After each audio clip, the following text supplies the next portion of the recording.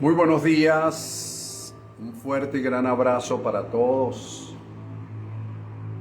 dándole gracias a nuestro Padre Eterno por esta hermosa oportunidad que nos da el día de hoy, de poder conectarnos para conversar un poco acerca de el tema que hemos venido dilucidando en las entregas anteriores, por supuesto, procurando en todo momento que podamos, más allá de una información, que esto nos sirva de formación.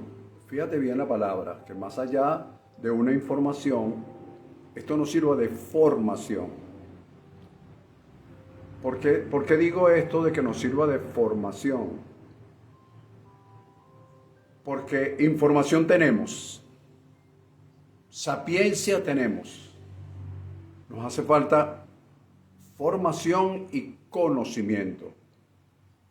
Entonces, el conocimiento es la base para recibir la revelación, y la revelación es la base para tener formación. Porque la formación es lo que hace que cada uno de nosotros tengamos comportamientos serenos, con templanza en un momento determinado. De eso se trata. Cuando la persona recibe una revelación y la maneja, una revelación es algo espiritual, y la maneja de forma emocional, la revelación se opaca, se pierde el sentido y se ubica en el área de las emociones, de los sentimientos, y no pasa de allí. Y si pasa, toca a otras personas también en el área de los sentimientos, de las emociones, y no hay esa formación que va más allá de lo emocional, que es una formación de carácter, de reino, de carácter espiritual. Por supuesto que esto no es nada fácil, esto no es muy fácil decirlo y es difícil hacerlo. Con permiso. Bien, mis amados, sean todos muy bendecidos. Hoy vamos a continuar ampliando un poco aquello que dije. El tema todavía sigue siendo tiempo de consolación. Tiempo de consolación.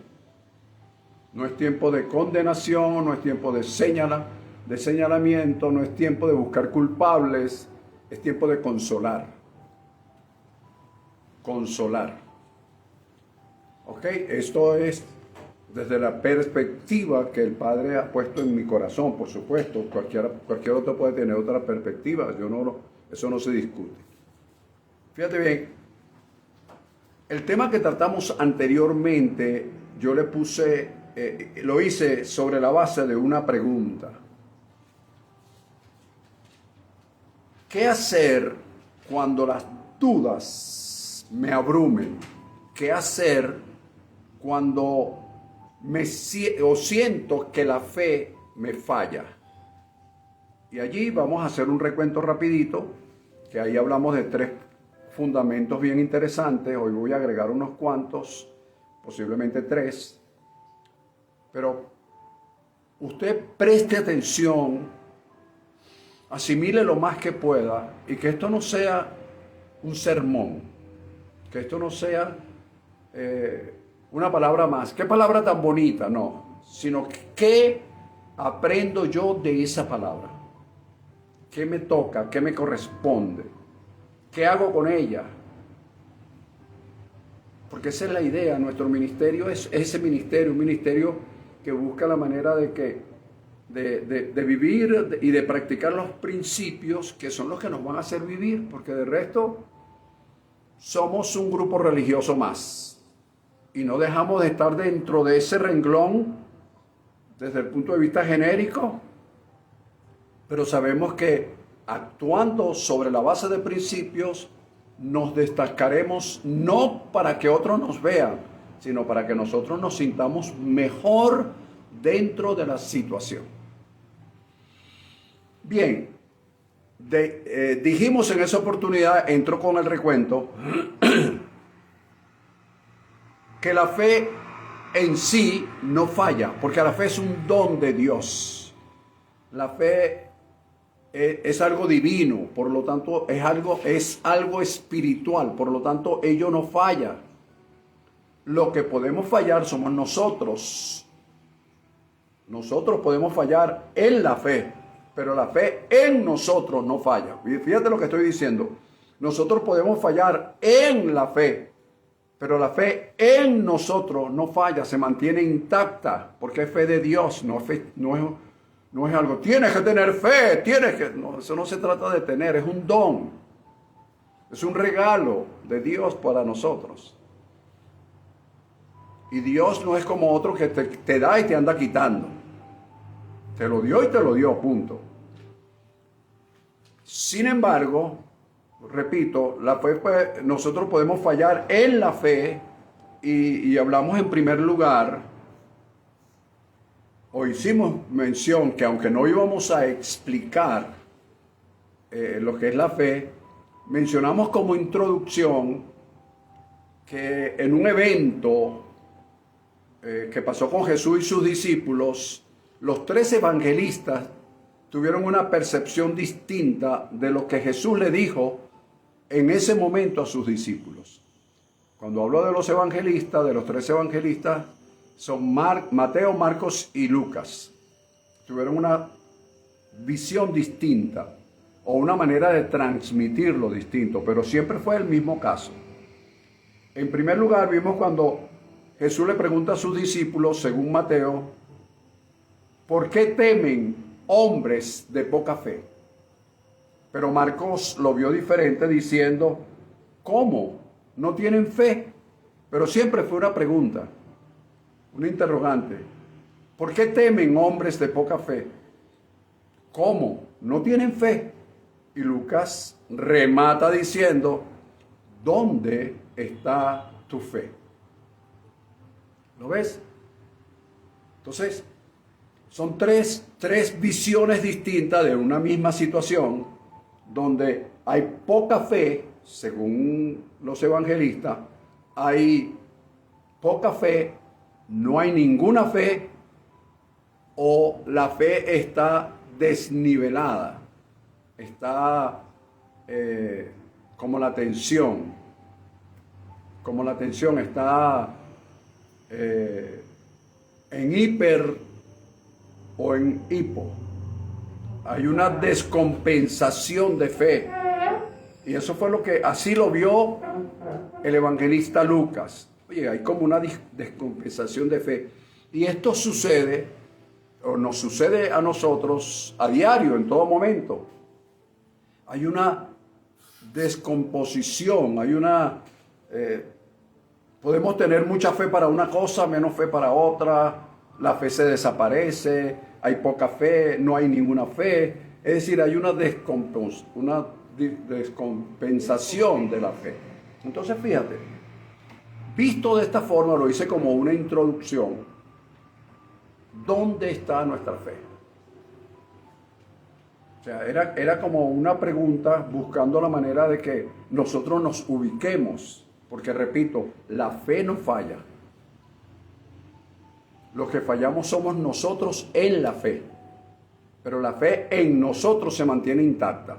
Eso tiene que estar claro. O sea, eso no es que no tienen fe, tengan que tener fe y pegar 4 gritos como que si eso activara la fe en las personas. No, la fe es algo que está ahí. Y tú lo utilizas en el momento que sea necesario. ¿Ok? Bueno, esto fue la introducción en esa oportunidad. Entonces, seguimos con la pregunta. Cuando las dudas nos abruman, ¿qué hacer? Cuando sentimos que la fe nos falla, ¿qué hacer? En primer lugar, estudiamos en esa oportunidad que hay que hacer diferencia, como una especie de cuadro comparativo en nuestra mente y en nosotros, de lo que es la diferencia que hay entre la resignación y la aceptación. ¿Por qué? Porque la resignación lleva consigo la impotencia. No hay nada que hacer. Lleva también consigo el agotamiento.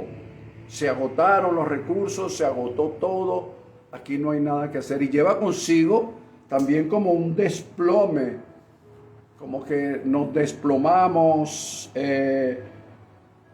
nos desactivamos, resignación. Entonces, yo dije que había que tener es una posición muy personal, por supuesto, cada quien debe tener la suya, pero debe crearse una diferencia entre la resignación y la aceptación. ¿Por qué? Porque cuando tú aceptas la situación X o Y, cuando tú aceptas la situación, es una aceptación activa.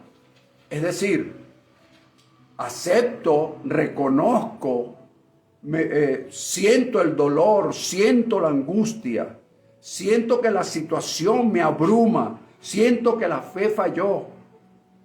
Pero todas esas cosas yo las acepto, ojo, las acepto, pero en la misma aceptación procuro controlar, dominar en el proceso emocional.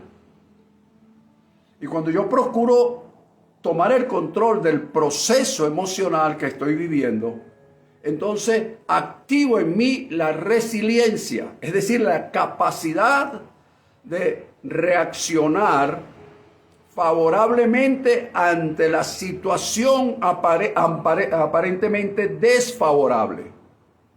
Por supuesto, esto es un proceso que ocurre simultáneamente en nuestras vidas y no nos damos cuenta. ¿Ves?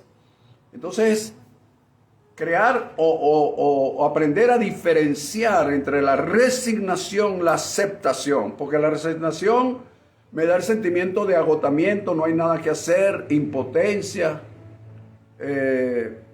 desequilibrio emocional, hay muchas cosas, pero la aceptación es que me paro firme y digo, sí, acepto la situación, hay dolor, hay angustia, hay pérdidas, pero acepto el dolor, controlo o procuro manejar las emociones, que no es nada fácil, ojo, procuro manejar las emociones, entro en el proceso y luego eso activa en mí la resiliencia, es decir, la capacidad que yo tengo de recuperarme, ¿ok? De recuperarme, de hacer, ojo, de tener una reacción favorable ante la situación aparentemente desfavorable. Entonces, yo dije que eso era un proceso, que la consolación era como un proceso, y una persona, Eliet, precisamente, entró en escena y dijo entonces, como dando a entender que la consolación estaba formada, o dentro de la consolación está el proceso de resignación, aceptación y resiliencia. A mí me pareció excelente esa acotación. Por lo tanto, ahí se las dejo para que vean que es, ok, me resigno, pero no hay nada que hacer. Entonces ahí se activa la aceptación. Espérate, tiene que haber algo. Y entro en el proceso. Y luego viene la resiliencia como diciéndome, bueno, te caíste, te dolió la caída, te golpeaste duro, tuviste pérdidas y todo lo demás, pero vamos a procurar levantarnos. Entramos en segundo lugar, dije yo en esa oportunidad, que allí es donde entra en la escena la palabra. La palabra entra en un rol protagónico en este momento, en segundo lugar. Y puse el ejemplo, ojo, puse el ejemplo de Jesús cuando con el paralítico de Betesda. Jesús le dijo al paralítico: levántate, toma tu lecho y anda. Eso lo hemos repetido 40,000 veces. Jesús dijo: levántate, toma tu lecho y anda. Y entonces entra en juego eso de levantarnos. Jesús dijo: toma tu lecho. ¿Por qué no le dijo deja tu lecho? Porque nosotros cuando predicamos decimos: tienes que dejar el pasado, aleluya, no cargues con eso. Pero Jesús en esta oportunidad no hizo eso. Jesús dijo: toma tu lecho. Es decir, el lecho donde has estado durante 40 años. Lo que te atormentó, lo que te procuró matarte, lo que te esclavizó, lo que te mantuvo inerte. ¿Por qué? ¿Por qué tengo yo que cargar con eso? Bueno, es una forma simbólica de decir que debes llevar contigo, que es imposible deshacerte del pasado como tal, deshacerte. Eso ya pasó, pero la emoción y todos los sentimientos encontrados que hubo en esa oportunidad, en el momento que lo recuerdes, ellos van a venir, y van a venir no para perturbarte, sino para saber que en ese momento la palabra te dijo levántate, para saber que en ese momento, aunque sea una carga, yo las puedo llevar porque tengo ahora la palabra, porque en ese momento no voy a ver lo que pasó, sino voy a ver cómo actué con lo que pasó, es decir, la reacción que yo tuve favorable ante esa situación desfavorable. ¿Lo ves? Bueno, eso te lo expliqué en esa oportunidad. Tendrías que ver el video anterior. En segundo lugar, oído, o mejor dicho, la segunda acotación que hice en esa oportunidad fue la de Pedro, en el templo de la Hermosa con el paralítico. El paralítico pidió limosna. Pedro le dijo: no tengo plata ni oro, pero lo que tengo te doy. Y fijando en él los ojos, le dijo: levántate y anda. Emuló las palabras de Jesús, pero hizo otra cosa. Estiró su brazo y levantó al paralítico, que nos da a entender, simbólicamente, nos da a entender que hay personas que se van a levantar con la palabra, pero hay personas que van a necesitar de nuestro apoyo para levantarse. Y eso, ahí es donde se rompe la situación aquella de que, por la palabra, ahora mismo. No, hay personas que necesitan el punto de contacto, necesitan que tú le des la mano, que tú le des el apoyo, que tú le des el respaldo. ¿Ves? Ya lloré por él, ya yo lo solté la palabra, ya yo lo dije. ¿Ves? Porque a veces caemos en los extremos de creer que ¿por qué lo dijiste? ¿Por qué lo hiciste? Hay personas que necesitan que tú te le acerques y los tomes de la mano para ayudarlo a levantar. Jesús le dijo al paralítico de Betesda: toma tu lecho y anda. Pero Pedro no fue que contradijo lo de Jesús, sino que le agregó algo más, un valor agregado. Extendió tu mano como diciendo: van a haber personas que se van a levantar con el poder de la palabra, pero van a haber personas que necesitan, un poquito más allá del poder de la palabra, necesitan el apoyo humano de la persona que da la palabra. Eso también lo dije en esa oportunidad y lo expliqué. Ok. En tercer lugar, en esa oportunidad, hablamos de que hay que aprender a guardar silencio. Oh, cómo nos cuesta. ¿Cómo nos cuesta guardar silencio? ¿Cómo nos cuesta? Pero entonces, y le puse ejemplo como Moisés en Deuteronomio capítulo 27. Moisés le dijo al pueblo: guarda silencio y escucha. Guarda silencio y escucha. ¿Por qué? Porque a veces no escuchamos. A veces no dejamos hablar a las personas porque no las sabemos nosotros. Porque parece que tuviéramos el don de adivinación y sabemos, y vemos lo que otra persona va a decir, aparte de ser mala educación, de interrumpir a otra persona que está hablando. Si tú tienes algo que decir, tú esperas tu momento y lo dices. Pero mientras una persona esté hablando, el don del buen oyente es oír. Bueno, bien. Guardar silencio y escucha, dijo el Salmo 37, dice, guarda silencio ante el Señor y Él hará. Es decir, entonces dije en esa oportunidad, esto es importante, oído, que el aprender a guardar silencio es un acto que muestra madurez emocional, intelectual y espiritual. Es un acto que te dice, soy maduro en esa área, vamos a escuchar, aunque ya lo hayas escuchado, vamos a oír, vamos a oír. Aprender a guardar silencio, dije, hay 3 cosas fundamentales en el aprender a guardar silencio. 1, aprender a guardar silencio ante el misterio y la incertidumbre. No sé. Bueno, a mí me parece que lo que pasó en Venezuela fue por causa de los tambores de San Juan. Cállate. No hables. Porque tú no sabes lo que está en los designios de Dios. 2, guardar silencio aprender a guardar silencio ante las dudas y la ambivalencia. Tengo dudas. Cualquier cosa que diga estará en contra o en favor, no lo sé. Entonces, calladito me veo mejor. 3, guardar silencio ante las opiniones encontradas. ¿Por qué? Porque hay una cantidad de opiniones encontradas, porque hay desinformación, porque hay tragedias que son inexplicables.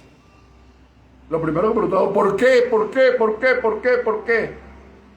Entonces, aprender a guardar silencio sobre la base de estos tres fundamentos, yo dije 7 cosas más que son importantes que las recordemos. 1, el aprender a guardar silencio me permite tener paz interior. 2, activa en mí el discernimiento, no la percepción, el discernimiento. Evita que yo tenga reacciones emocionales, que tenga que decir o hacer cosas que luego vaya a arrepentirme. 4, el silencio activa el fruto de la templanza. Aprender a guardar silencio me hace reflexionar sobre los hechos y esperar que las aguas y los ruidos lleguen a su calma. Wow.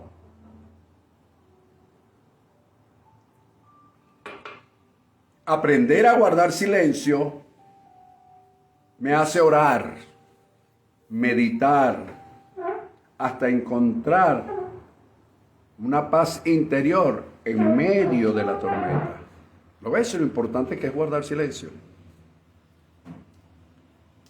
Aunado a eso, como número 7, también expliqué en esa oportunidad que el sabio Salomón en Eclesiastés capítulo 3 dijo que hay tiempo de romper y tiempo de coser, tiempo de callar y tiempo de hablar. ¿Lo ves? Entonces, tomando en cuenta todas estas cosas que hemos dicho antes, que lo traje como un recuento, le hice un recuento lento y detallado, porque pasaron unas 2 semanas de ese tema. Hoy vamos a entrar en 3 puntos bien interesantes agregados a estos 3 que hablamos. Seguimos en el tema tiempo de consolación, pero respondiendo a la pregunta, cuando las dudas nos abruman, o qué hacer cuando las dudas nos abruman, o siento que mi fe falla. ¿Qué hacer? ¿Qué hago, pastor? Ya te expliqué 3 cosas. ¿Ok? Aprender la diferencia entre lo que es la resignación, la aceptación para activar la resiliencia, dejar que la palabra entre en juego y aprender a guardar silencio. 3 cosas. Voy con la cuarta y aquí comienza el tema precisamente de hoy. Oído, por favor. Como número 4 yo escribí que hay que procurar llenar el vacío. ¿Por qué? Porque todo esto produce un vacío. Me siento vacío por dentro, siento que no tengo nada, hay una sensación de pérdida, hay angustia, hay cualquier cantidad de emociones. Entonces, procurar llenar el vacío con su presencia. Oído con esto. ¿Por qué? Porque nosotros tenemos la presencia de Dios como algo místico. La presencia de Dios se está moviendo en este lugar. Entonces oímos la voz de un predicador y empezamos nosotros también porque nos conectamos y hacemos un tipo de fijación con la palabra que se está diciendo, emocionalmente hablando, por supuesto.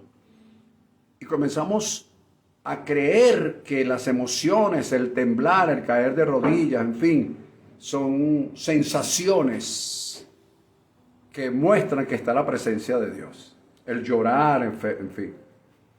Entonces, procurar llenar el vacío con la presencia de Dios. La Escritura habla de deleitarse en su presencia. Es un deleite. Deleitarse en su presencia, porque en su presencia hay plenitud de gozo. Entonces, estar en la presencia de Dios va más allá de un estado emocional, temporal o místico. Oído. Deleitarse en la presencia de Dios es más allá de un estado emocional, de un estado temporal o místico. Es un estado espiritual que te permite, oído, trascender barreras físicas, emocionales y materiales. Eso es estar en su presencia. Porque si es un momento donde tiemblo, donde siento escalofríos y todas esas cosas, son sensaciones, pero yo estoy hablando de llenar, oído, llenar el vacío que produce la sensación de que la fe me falla o las dudas me abruman, llenar ese vacío con la presencia de Dios. Y su presencia va más allá de esas sensaciones emocionales, temporales, místicas. Es un estado espiritual, un estado, es decir, que permanece, que te permite trascender barreras físicas, emocionales y materiales, haciéndote creer, confiar, esperar, aguardar, mantenerte firme en la fe, desear lo que Dios desea, vivir en expectativa de lo que Dios va a manifestar, en lo que Él ha hecho y manifestará en ti y en mí en el momento apropiado. ¿Te das cuenta? Viste que no es que yo tiemble, no es que alguien me ponga la mano en la frente y me haga temblar, no. Porque esas son situaciones emocionales que tocan mis emociones, pero una vez que la emoción, es como la motivación se va mañana o se va pasado. Pero estar en la presencia de Dios va más allá de ese estado, de esa situación emocional, de esa situación mística, temporal. Es un estado espiritual que trasciende las emociones, que trasciende las barreras físicas, mentales, materiales, y me permite creer, confiar, esperar, mantenerme firme en la fe, aguardar, vivir en la expectativa que lo que Dios ha hecho ha de manifestarse en mí en el momento apropiado.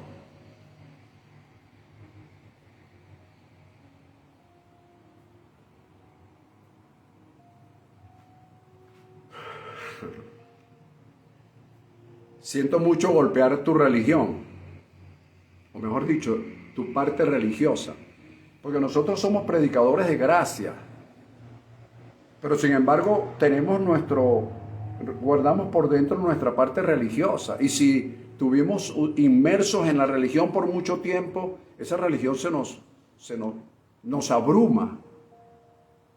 Entonces ese estado de religiosidad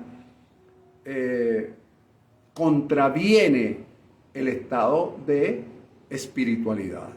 Y cuando ambas cosas ellos van a estar siempre en contienda. Fíjate. Ahora bien, ese deleitarme en su presencia para llenar el vacío que produce ya todo lo que hemos hablado, esto me permite o nos permite rechazar, oído, ¿viste? Ya yo estoy controlando, ¿ves? Estoy controlando. Entonces, el estar en su presencia me permite rechazar el conformismo, ¿ves? La resignación. Ay, no hay nada que hacer. Ahora, ¿quién podrá defenderme? Y se nos caen los brazos. Ay, el chapulín colorado ya no existe, papá. Si estás esperando en él, ¿oíste? Ay, ahora. Entonces, caemos en el conformismo. Entonces, pero este estado, ¿ok? De estar en su presencia, que es un estado, repito, espiritual, me permite rechazar el conformismo, me permite rechazar el no puedo, me permite rechazar el no tengo, me permite rechazar el no sé qué hacer. Porque yo te estoy hablando qué hacer cuando todas estas cosas se presenten. Ya lo hemos hablado, ya hice un recuento bien detallado de eso. Interesante, ¿verdad? Entonces, como número 4, procurar llenar el vacío con su presencia. Pero ya sabes, no es que voy a orar para entrar en su presencia. Amigo, usted no tiene que orar para entrar en su presencia. Ya su presencia entró en ti. Que tú no te hayas dado cuenta de otra cosa. Es que yo no voy a orar para entrar en su presencia. Yo no voy a adorar para entrar en su presencia, como dicen los adoradores, los cantores. Entremos en su presencia. Ahora, no, es su presencia la que entró en mí. Lo que pasa es que yo no la discierno, porque para discernirla debo aprender a guardar silencio, a tener paz interior. Y cuando eso sucede, entonces su presencia en mí comienza a manifestarse. Y su presencia en mí va más allá de lo místico, de lo temporal, de lo emocional. Es un estado espiritual que me permite trascender barreras físicas, emocionales y materiales, porque es una dimensión espiritual. Por Dios, seamos serios cuando enseñemos, seamos serios cuando estemos orando, porque si no caemos en una religiosidad, en un manejo de las cosas espirituales como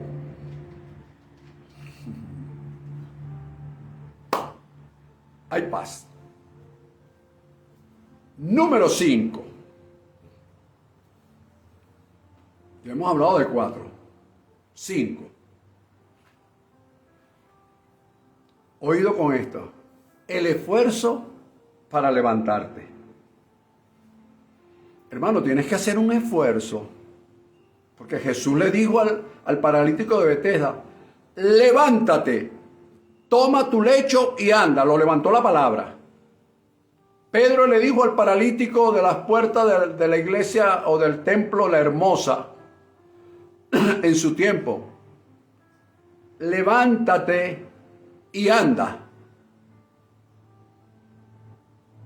Pero le estiró la mano. Es decir, en ambos casos, oído, en ambos casos se necesitó esfuerzo. La persona que recibe la palabra tiene que hacer un esfuerzo de moverse en ella. La persona que recibe la palabra y es atendido físicamente, en este caso por el ministerio apostólico de Pedro, entonces él hizo el esfuerzo de agarrarse de la mano de Pedro y de Juan para levantarse. En ambos casos hay esfuerzo. Entonces, como número 5, tiene que haber un esfuerzo para levantarte. En cualquier situación, y tenemos que concluir que el esfuerzo es el ingrediente indispensable para levantarse de cualquier situación X o Y. Es el esfuerzo. Pastor, en tiempo de gracia, me puede decir otro, porque es que tenemos una mentalidad que parece que nos desubicamos en tiempos.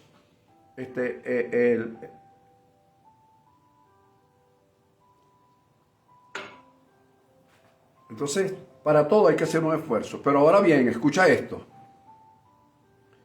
En esto quiero que me prestes atención.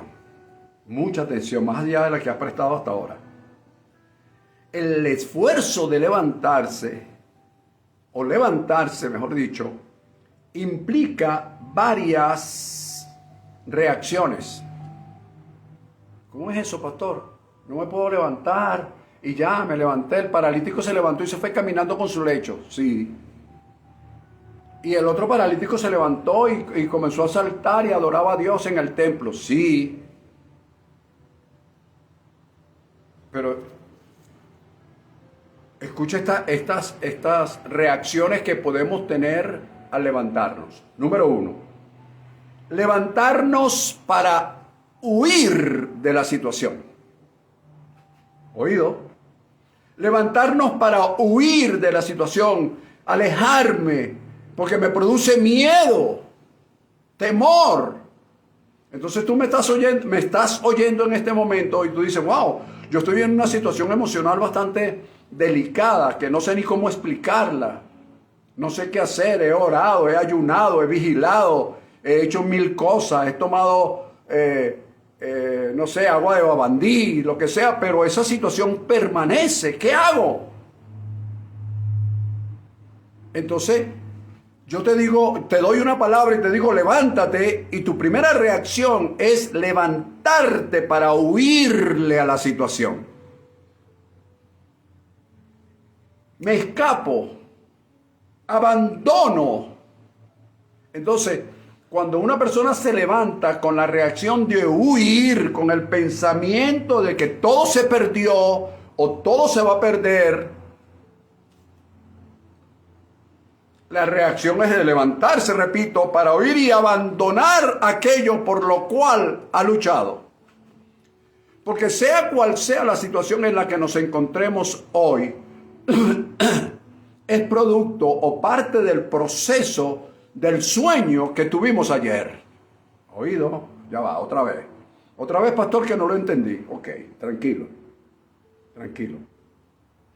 Sea cual sea la situación que estemos viviendo hoy, es producto de un proceso que iniciamos por una decisión que tomamos sobre la base de un sueño que tuvimos. Cuando digo de un sueño, me refiero a un proyecto.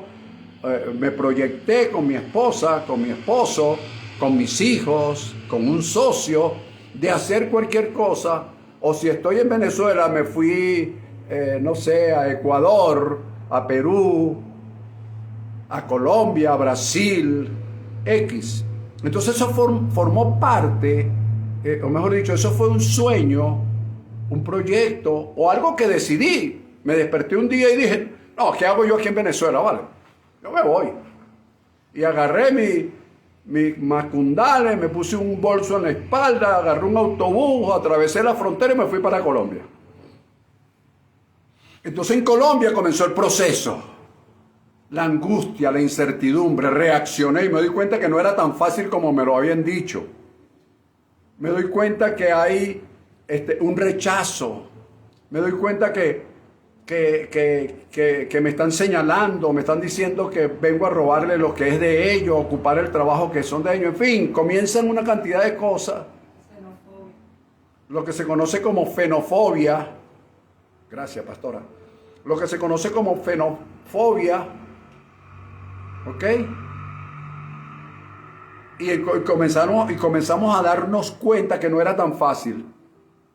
Pero ese proceso que comenzaste a llevar, o que comenzaste a cruzar, o la situación que estás viviendo hoy, es parte del producto, es el resultado, es por lo que tienes que pasar, por el sueño, la decisión que ayer tomaste. Tomaste una decisión ayer. Y hoy estás viviendo, gozando, disfrutando o padeciendo de esa decisión, pero fue tuya. Es tuya. ¿Entiendes eso? Entonces, levantarse para oír y abandonar aquello por lo cual has luchado. Soñaste con eso. Cuando yo esté en Colombia, las cosas serán distintas. Claro que son distintas, a favor o en contra, pero lo son. Porque estoy en otro país, en otra cultura. Tengo que adaptarme. Ellos no tienen por qué adaptarse a mí. Soy yo el que debo adaptarme a ellos. Entonces, en la situación viene la primera reacción al levantarme. Huir. Me voy. No hay nada que hacer. A todos nos da eso. Es como cuando las parejas pelean. Mira, yo creo que lo mejor es divorciarnos, ¿viste? Ruptura, separación, huir. Bueno, pero es que ¿acaso casarte no era tu sueño? ¿Tener un hogar no era tu sueño? Y ahora que lo tienes, te levantas de una situación, pero para huir de ella. Bueno, yo quiero que pienses muy bien lo que estás diciendo. Yo quiero que pienses muy bien lo que estás haciendo. Yo quiero que pienses muy bien a las conclusiones a las cuales estás llegando. Porque es tiempo de consolación. Entonces, número 4, el esfuerzo para levantarse. Pero ese levantarse tiene varias reacciones. La número 1, desde mi punto de vista, por supuesto, es huir y abandonarlo todo. Abandonar el ser querido, me voy, quédate tú solo. Número 2, levantarte para esconderte. Bueno, no me voy, pero me escondo. Entonces me meto en una cúpula de miedo, en una cúpula de prejuicios, en una cúpula de complejos, en una cúpula de resignación. Me meto en mi cúpula. ¿Ves? Está bien, pastor, no me voy a levantar para huir, pero me voy a levantar para esconderme, la segunda reacción. Entonces, ¿dónde me voy a esconder? No me puedo esconder en un búnker, pero creo mi propio búnker y me escondo de complejos, de prejuicios. Me escondo en mis miedos, me escondo en la resignación. Empiezo a esconderme, me levanté, pero me escondí. Entonces, levantarse para esconderse en complejos, prejuicios, miedos o resignación, ese búnker, esa cúpula, todas estas cosas y muchas otras, por supuesto, pero el tiempo no me da para explicártelas todas, pero estas cosas me impiden ver la bendición de Dios en medio de la situación. Porque por algo Dios lo está permitiendo, bendito. Entonces creímos en un Dios de papel que cuando se moja se deshace. Ese no es mi Dios. Ese no es el Dios que yo estoy predicando.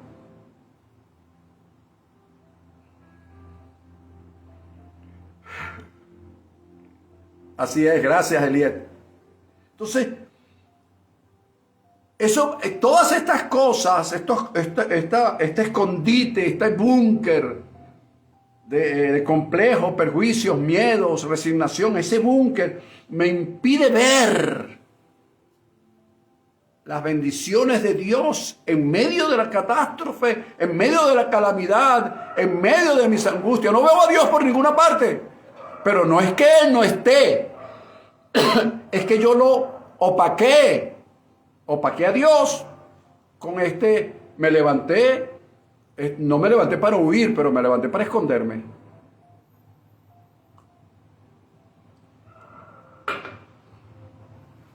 Número 3. Levantarme para, esto está mejor, levantarme para hacer una lectura de la situación, aunque sea genérica. Pero debo levantarme, ya va, espérate un momentico, por aquí están los gritos. No puedes, no sabes, te arruinaste, lo perdiste todo, no sé qué, y por aquí está todo esto abrumándome.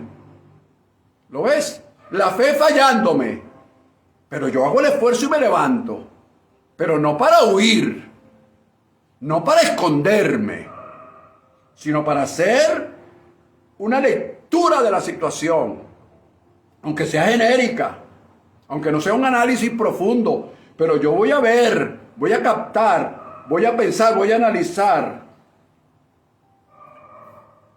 para en medio de la situación ver qué puedo o no puedo hacer y aprender de los errores. Tú sabes, cosa difícil, aprender de los errores. Porque hasta que una persona no acepte que cometió error y diga, bueno, hay personas que tienen 30 años casados y después le dicen a la esposa o la esposa le dice al esposo, creo que casarnos fue un error. Después de 30 años, casarte fue un error. Bueno, trata de aprender de los errores. Cosa difícil, aprender de los errores. No nos gusta. Porque para aprender de los errores, lo primero que tienes que hacer es reconocerlo.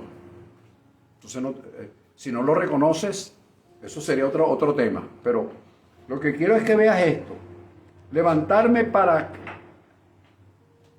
hacer una lectura, aunque sea genérica, de la situación. Ver, captar y analizar. Ver lo que puedo o no puedo hacer y aprender de los errores. ¿Qué errores cometimos? Porque entonces empezamos a echarle la culpa a otro. Si somos casados, le echamos la culpa a la mujer o la mujer le echa la culpa al hombre. Y resulta que si la mujer cometió un error, tú también lo cometiste porque son una sola carne. Entonces, es unas cosas complejas que si no logramos entenderlas y canalizarlas en nuestra mente, hermano, estamos fritos.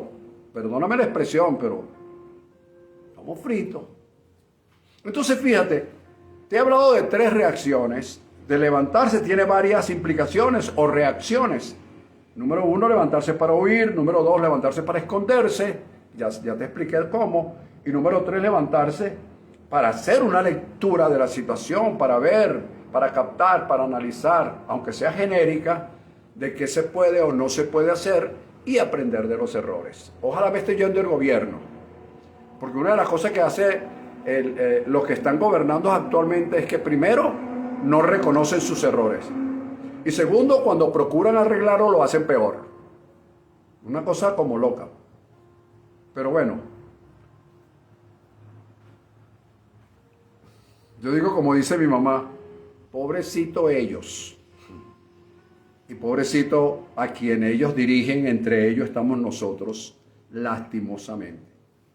Número 4. Aquí sí, hoy lo cascado. Fíjate. Levantarse para restaurar. Aquí viene lo macho. ¿Viste? Levantarse para restaurar. ¿Ves? ¿Cómo hago yo? ¿Cómo me levanto para restaurar? Lo primero que tengo que ver, porque ya hice la lectura de lo que se puede hacer, lo que no se puede hacer. Ya la hice. Después de haber hecho la lectura, voy a aprender en mis errores como de lugar. Así, macho cabrío. Entonces, la mejor manera es reutilizando los materiales. Reutilizar, reaprovechar los escombros. Ay, pastor, no me diga eso. Claro que sí, porque estás aprendiendo de tus errores. Miren, el libro de Nehemías, lo que pasa es que nosotros leemos las cosas y las que no nos gusta, nos hacemos los locos. A mí me pasa. No, esto no me gusta. Esto no. Déjame buscar otra palabra más bonita. Esta no me gusta. Y resulta que Nehemías y el pueblo de Judá, para restaurar los muros de Jerusalén en su época, en su tiempo, ellos aprovecharon los escombros, lo que no servía. Entonces, tenemos que aprender a reutilizar, reaprovechar los escombros. Asimismo, reutilizar nuestros escombros emocionales. ¿Qué me dejó esto? ¿Qué me dejó el no haber aprendido a controlar mis emociones? ¿Qué fue lo que me dejó?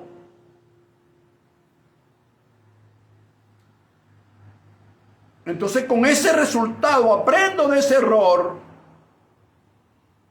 reutilizo los escombros emocionales y con ellos procuro remontarme y escalar mis emociones hasta nivelarlas. Eso es de macho.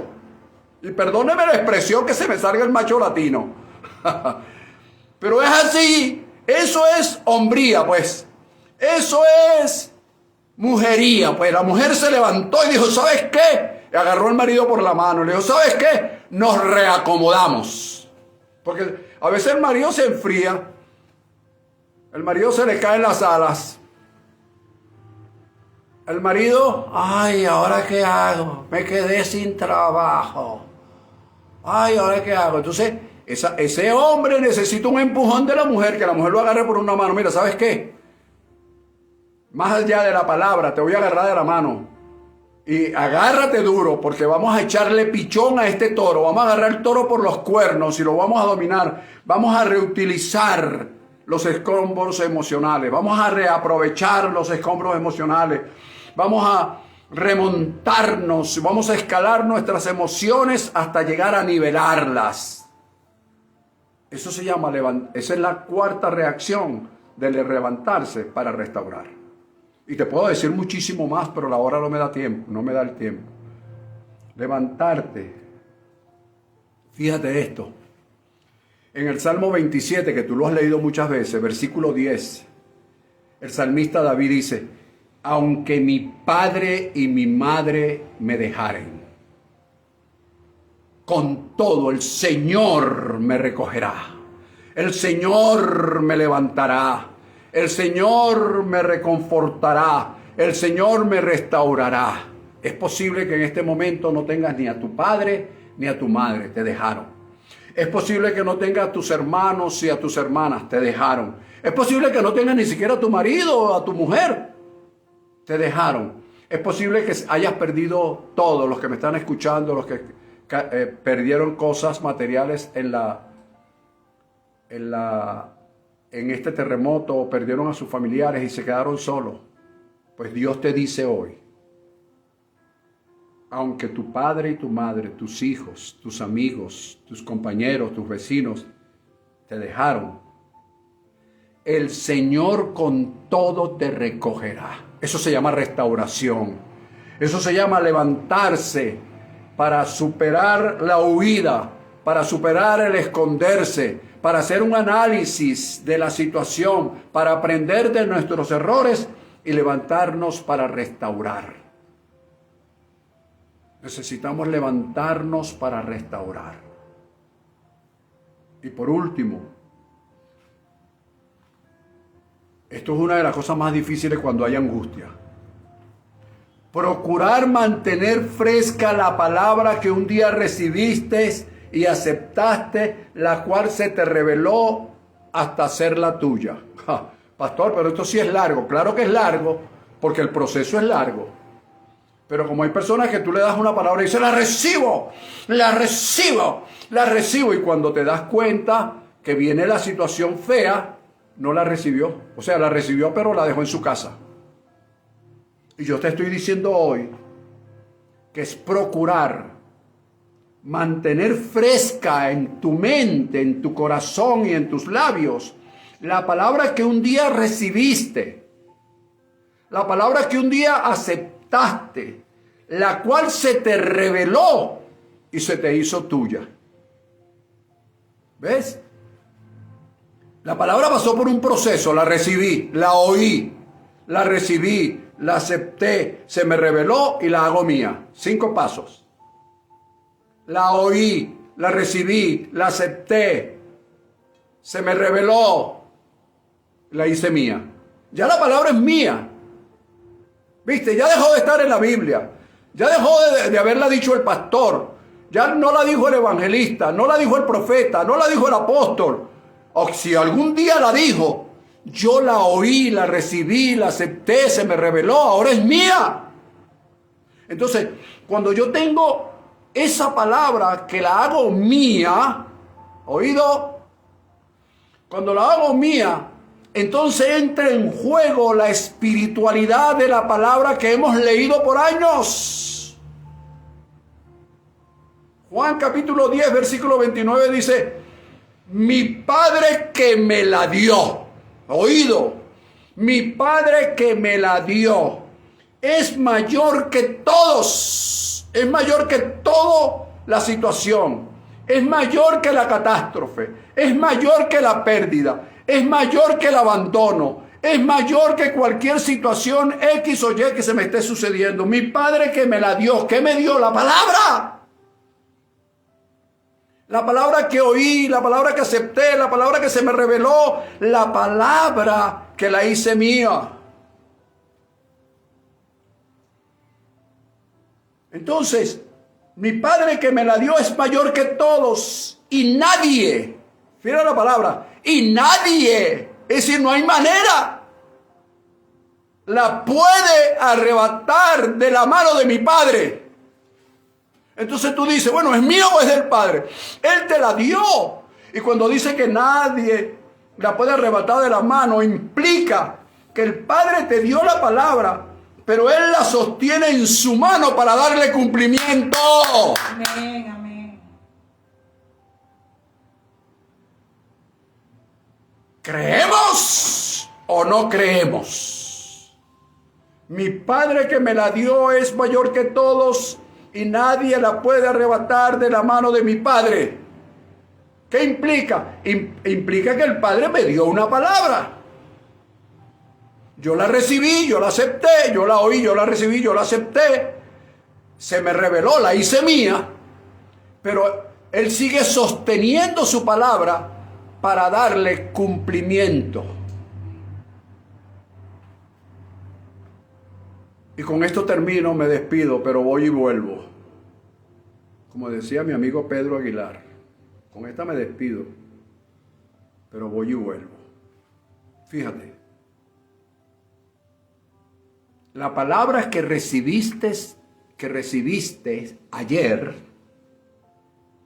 se hace tuya hoy, para funcionar en ella mañana.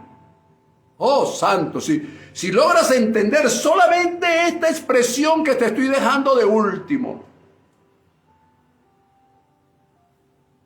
aunque no creas nada de lo que te dije antes, mira, la palabra que recibiste ayer se hace tuya hoy para funcionar en ella mañana. En otras palabras, no hay caída. Tu mañana está asegurado por la palabra que Dios te dio ayer. Porque hoy la haces tuya. y mañana funcionas en ella. Es decir, tú mañana, indistintamente de lo que pase, llueva, truene, relampaguee, haya temblores, haya terremotos, indistintamente de lo que pase, tú vas a funcionar en la palabra que el Padre te dio ayer, la que haces tuya hoy, y mañana funcionas en ella. Si todo lo demás que te dije se te olvida o no le haces caso, por lo menos procura mantener fresca la palabra que un día oíste, que un día recibiste, que un día se te reveló, que un día la hiciste tuya. Y en eso vas a funcionar. Y si funcionas en eso, llorando, temblando, caminando despacio, gateando, vas a llegar a tu objetivo, porque así lo quiere Dios. Te declaro muy bendecido. Declaro que la gracia, el favor, la bendición de Dios en tu vida se manifiesta plenamente. Declaro que su gracia y su cobertura divina están en ti, se manifiestan en ti, fluyen en ti, y que esta palabra que recibiste hoy la puedas poner, la recibiste hoy, la haces tuya mañana, y pasado mañana esa misma palabra te va a hacer funcionar en fe para lograr y alcanzar aquello que te has propuesto. Te declaro muy bendecido, declaro la gracia y el favor de Dios en tu vida, y que sea Él quien te lleve de la mano para que tus pies no tropiecen con piedra. Bendecidos y un gran abrazo para todos.